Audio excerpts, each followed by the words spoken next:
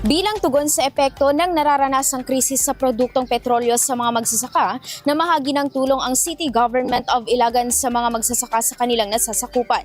Isinagawa kahapon ika-23 ng Abril ang pamamahagi ng tulong pinansyal sa mahigit 700 magsasaka ng tabako at mais sa Icorn Complex, Barangay Marana First, Ilagan City. Karamihan sa mga benepisyaryo ay nagmula sa Barangay Santa Isabel Norte, Santa Isabel Sur, gayon din sa San Antonio Region. Umabot sa kabuuang 11.8 million pesos ang ipinamahaging ayuda ng City Government of Ilagan na layong makatulong sa kabuhayan ng mga magsasaka, lalo na sa gitna ng patuloy na pagtaas ng presyo ng langis sa pandaigdigang merkado. Pinangunahan ng naturang distribusyon ni na Mayor J. Diaz kasama si Vice Mayor J. Diaz at ang mga miyembro ng Sangguniang Panglungsod, katuwang ang City Cooperative Office, City Agriculture Office at ang Asosasyon ng Mga Ama o AMA. Ayon sa mga opisyal, malaking tulong ang naturang ayuda upang maibsan ang gastusin ng mga magsasaka sa kanilang produksyon, partikular sa sektor ng tabako at mais. Ang patuloy na suporta ng lokal na pamahalaan ay bahagi ng kanilang pagsisikap na palakasin ang sektor ng agrikultura at matulungan ang mga magsasaka na makabangon sa kabila ng hamon sa ekonomiya.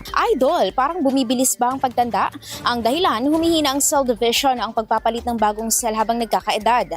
Natutuyo ang balat dahil sa paghina ng elasticity. Para mapigilan ito, mag-DTX 500 na. May antioxidants at vitamins, polyphenols at flavonoids na pumipigil sa collagen degradation. Sikreto sa pagiging young looking mo. Para maging healthy, mag-DTX 500 palagi. Para sa IFM News, ako si Idol Zaira Kuntapay. Idol! IFM News.